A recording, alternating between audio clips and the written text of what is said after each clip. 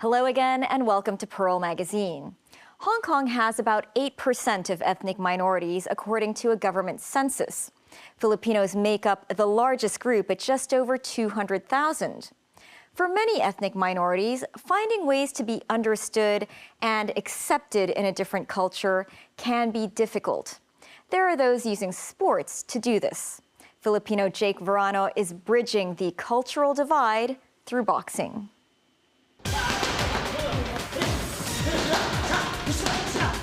I come from a family of fighters, of warriors. It's in our blood.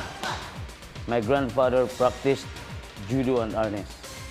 My father was a black belt in karate. I started boxing when I was 6 years old. My father wanted me to become a boxer. Boxing is a good way to escape being poor in the Philippines. Jake Verano is a Filipino. He came to Hong Kong in 2014.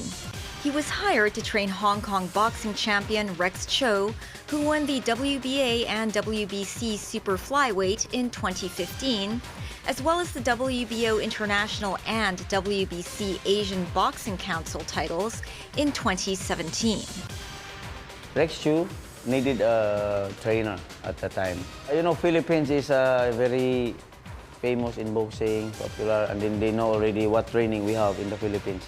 Strong, focused training, and then a hard training. Maybe they think I can help from my training programs, from my training style. Jake was the 2007 Philippine national champion. He says his training style is based on survival. Starting at 6 years old, his father had him hitting the bag 3 times a day.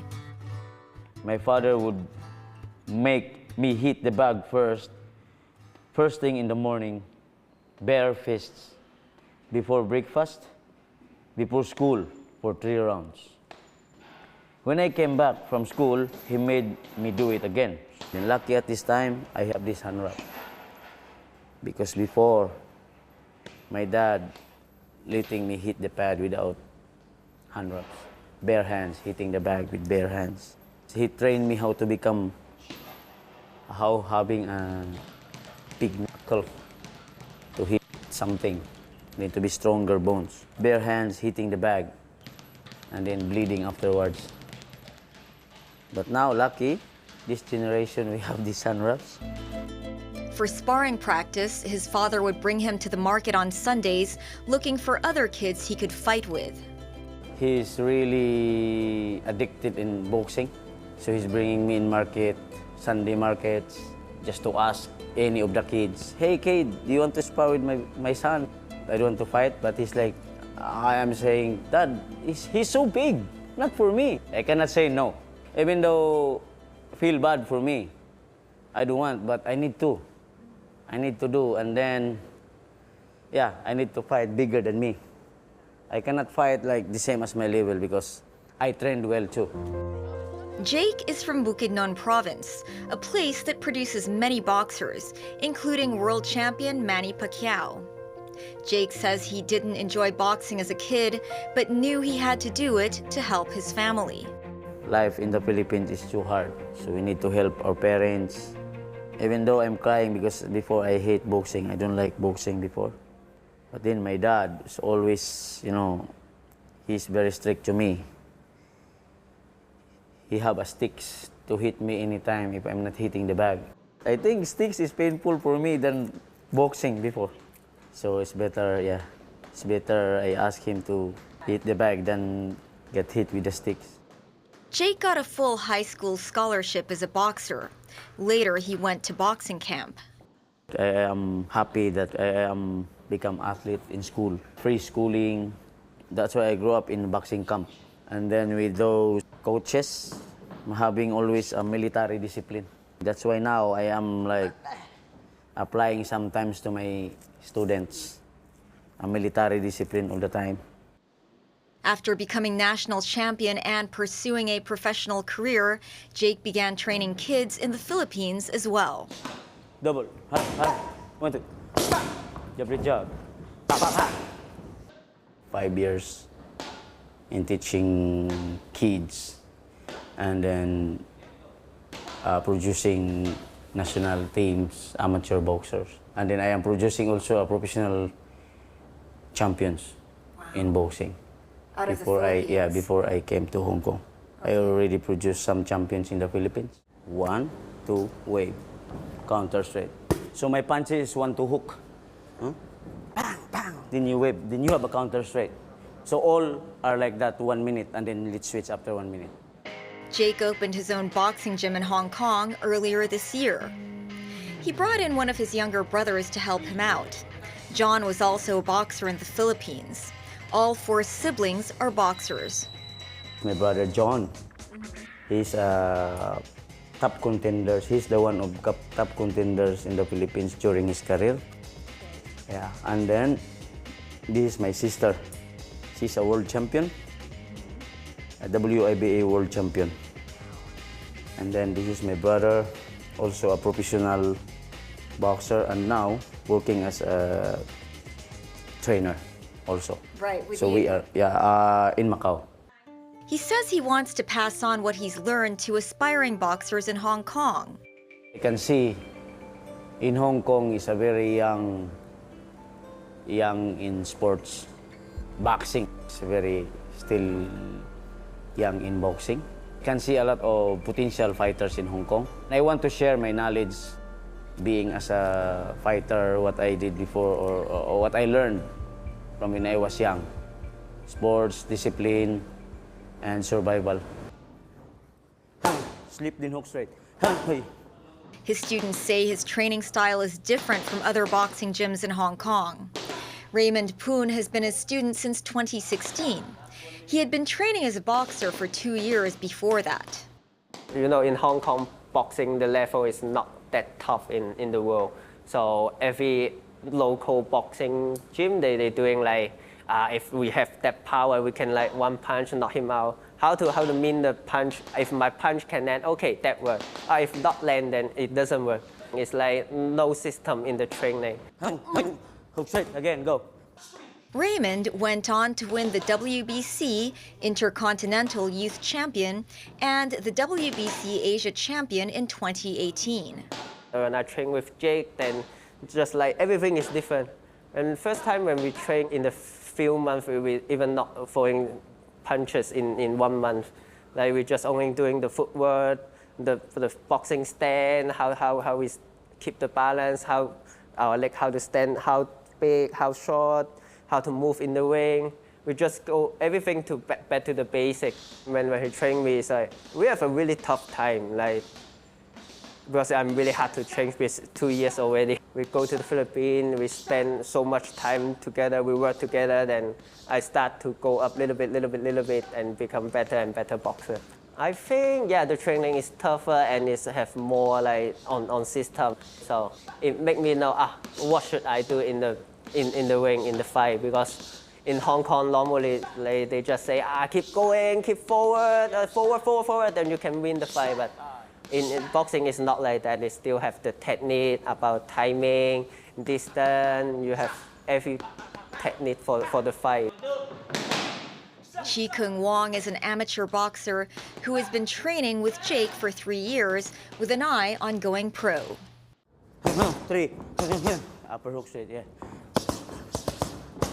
Hook, sang, add hook, nice. Again, 3. He says Jake is more than just a coach to him. Aside from teaching me inside the gym, he also takes care of my daily life. Not just training, daily routine and eating habits are also important for a boxer, especially if you're an ambitious boxer.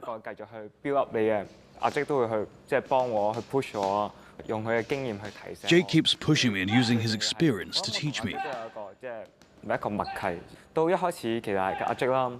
I think we have this tacit understanding. I have different coaches who have different styles, and eventually I chose Jake as he is the best fit in terms of his experience and boxing style. In the future, I will continue to choose him to be my boxing coach. Jake says having this gym is his dream, and he's proud to share what he's learned with Hong Kongers. The hard life he lived in the Philippines has a silver lining, and it's this he wants people to learn more about. Even though I hated the training when I was young, I'm thankful for it. I was really meant to be a boxer. Now, I want to share my knowledge with others and help them become better. Up next, a local Hong Konger brings a South Asian game to school kids, and a Hakka polo team breaks with stereotypes when we come back.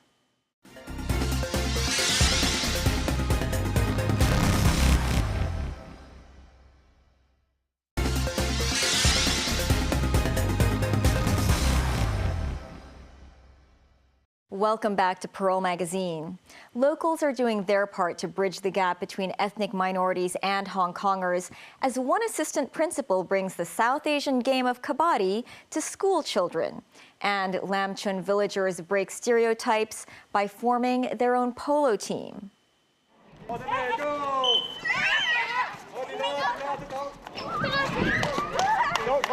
There are two teams, and each team takes turns to be the raider and the defender. The raiders have to tackle or touch each defender for a point and make it back to their half of the court. Defenders have to prevent raiders from making it back to their home base in this 20-minute game.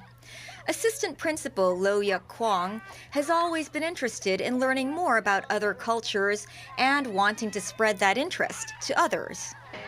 When I was 9 years old, that's 1994.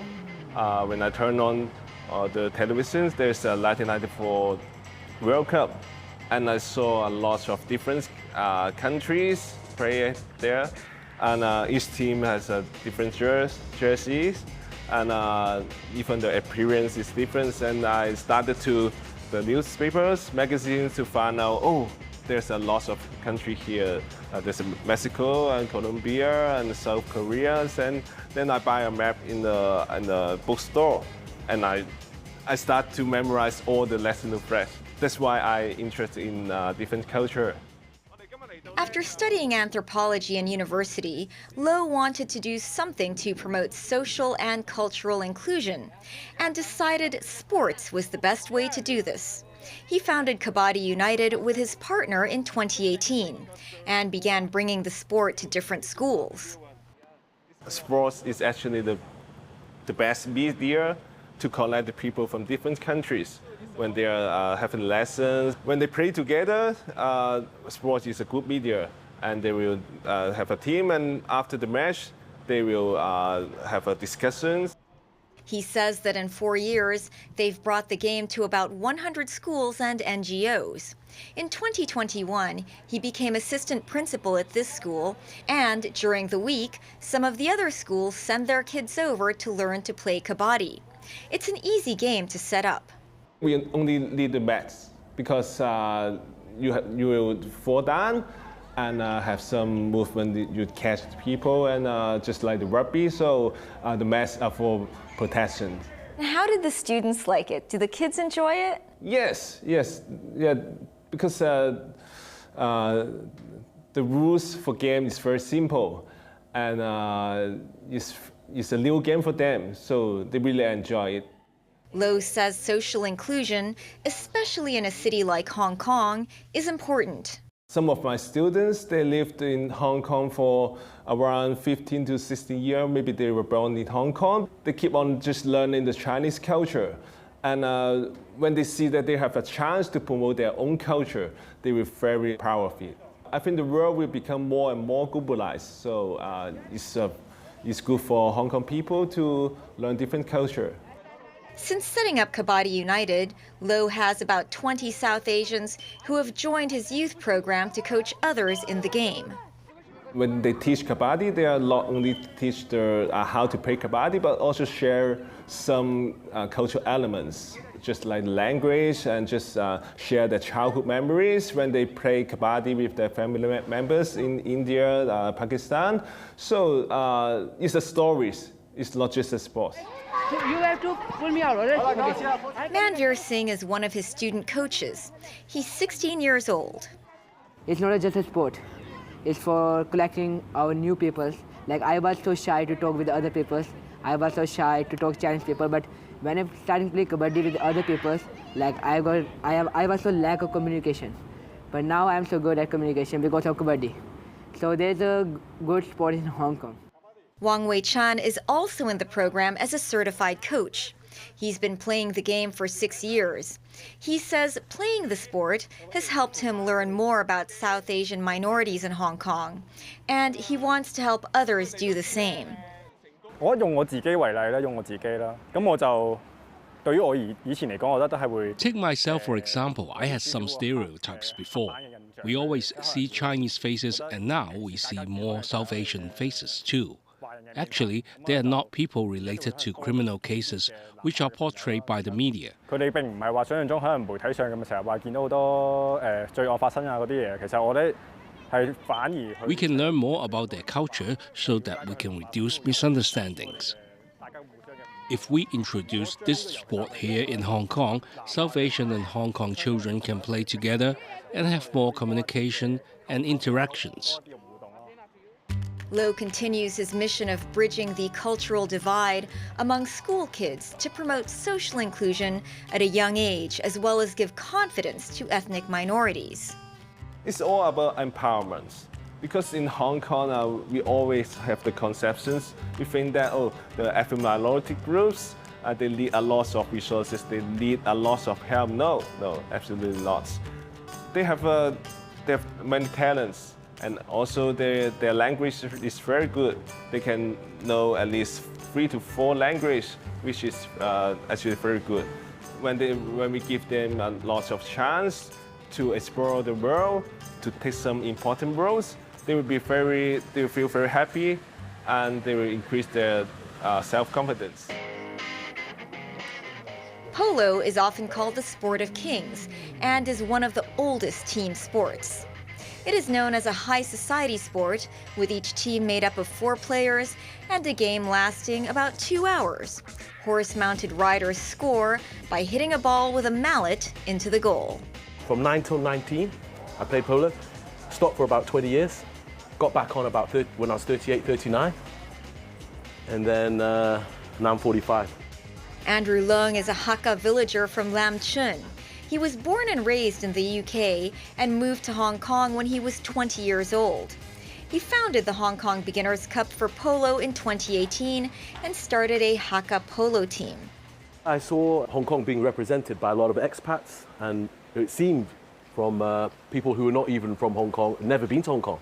So they were South African, Argentinian, English, representing Hong Kong. But I thought that was ironic because then I thought, I am actually from Hong Kong Chinese, so why couldn't I play? So that's one of the things that got me back into it. He says there's some irony being a Hakka team, since as an ethnic group, they are thought of as country bumpkins.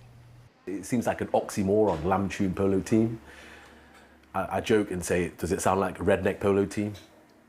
Obviously, Lam Chun now has changed from before. It was predominantly agricultural and from humble beginnings. So you would never think that these type of people could afford to play polo. Generally, the Hakka indigenous people during the British rule had the opportunity to go abroad, usually England, to open, in those days, restaurants and takeaways. And we are the offspring of that generation. Our generation were able to go to university. The first generation to probably go to university. It is the first generation, actually. Before that, we were farmers. Andrew's dad was actually a horse trainer, training ex-race horses for polo, which is how Andrew learned to play at such a young age. He would train them at the stables and then in Cheshire, and then would be able to sell them. He was a very well-known polo trainer, actually, polo horse trainer. Andrew is a lawyer, and once he decided to found Hong Kong Polo Development, he reached out to other Hakkas who had returned to Hong Kong. For me, it was completely, the whole skill set was new, like riding a horse, hitting the ball on a horse, the physicality of being able to ride and play, in checkers. So for me, it was a complete beginner. Michael Lee works in finance, and their other teammate, Andrew Wong, works in tech. I've ridden for many years. Prior to that, I probably rode for 10 years in Hong Kong. I actually prefer polo now. The reason why I enjoy polo so much, it's more of a team sport. Their team is sponsored by the Lam Chung Village Committee. Lam Chun have been so kind to sponsor us, and luckily most of our players, 3 out of the 4, are indigenous Hong Kong Hakka people. We grew up in the UK, but our parents, our forefathers, are classed as indigenous. Andrew says the only issue they have is not having an actual polo club to practice in Hong Kong, so they have to ride in the ring at riding schools and practice swinging a stick on a metal horse. Pre-COVID, Andrew says, they were flying to Tianjin once a month to practice polo. An all-in trip with flight, accommodation, and horses cost $7,000 for a long weekend. I want it to be more accessible to local Hong Kong people. We don't have a club here, and I hope one day we will have some form of polo facility, whether that is an indoor riding polo arena or whether it could be a full grass club. Their last polo tournament was in 2019, when they won the Beginners' Cup. When I met them, they were preparing for their first tournament in 3 years. I haven't ridden for three years, actually. Oh my goodness. Because of COVID. Today's the first day? Yeah, for 3 years.